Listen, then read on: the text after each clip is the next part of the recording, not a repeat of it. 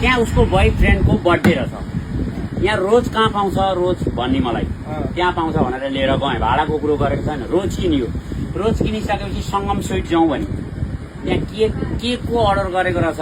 एकछिन टाइम लाग्यो त लेख्नको लागि, के लेख्न लगाइ त्यसले टाइम लाग्यो। म अटो लिएर चाहिँ ठ्याक्कै हनुमान कम्प्लेक्स र त्यो सङ्गम स्विटको अगाडिपट्टि ठ्याक्क भित्रैपट्टि स्ट्यान्ड लगाएर बसिरहेको थिएँ। बसेको थिएँ, एफएम सुन्दै थिएँ। तपाईँको एकदम स्ट्यान्डर्ड मान्छे, राम्रो कपडा लगाएर हेर्दै थाहा पाइन्छ नि त, हाउभाउ राम्रो भएको मान्छे, चट्ट मातेर झुल भएको मान्छे आयो। मलाई त्योसँग रेला गर्न मन लाग्यो। मलाई रेला गर्न मन लाग्यो। दाइ खाली हो भनौँ आएर, यस्तो यस्तो गर्छ, झुल गर्दैछ। अनि खाली नै हो त भाइ, मलाई सङ्गम स्विट लगिदिनुहोस् न भनौँ। जहाँ कि सङ्गम स्विटको अगाडिपट्टि गाडी छ।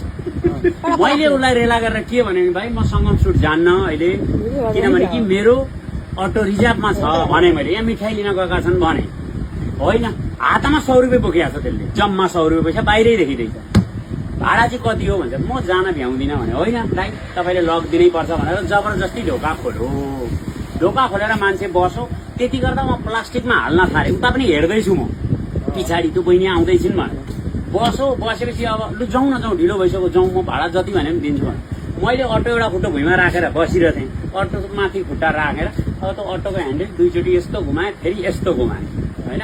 लु अब उत्रिनुहोस् दाइ, सङ्गम स्विट उयै हो, आइपुग्यो। अब उत्रिनुहोस्, म अर्को मान्छे लिएर जान्छु भनेको उत्रिनु। त्यति गर्दा बहिनी आइपुगिन्। अनि बहिनी पस्नु।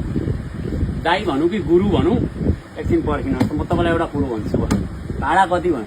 आज मैले तपाईँमाथि छोडेँ, तपाईँलाई जति इच्छा लाग्छ त्यति दिनु। धेरै दिनुभयो भने फिर्ता दिन्न, थोरै दिनुभयो भने कम्ती भयो भन्दिनँ भने। देखेको छ नि त 100 गुण।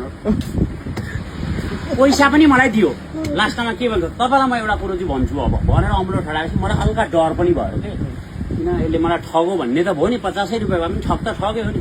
तर लास्टमा के भन्नु थाल्छ, हेर्नुहोस् हुन त अङ्कल जस्तो उमेरको हुनुहुन्छ, पैसा तपाईँ 100 नै राख्नुहोस्, मलाई मतलब भयो। तर हातदेखि उपरान्त यस्तो स्पिड कहिले पनि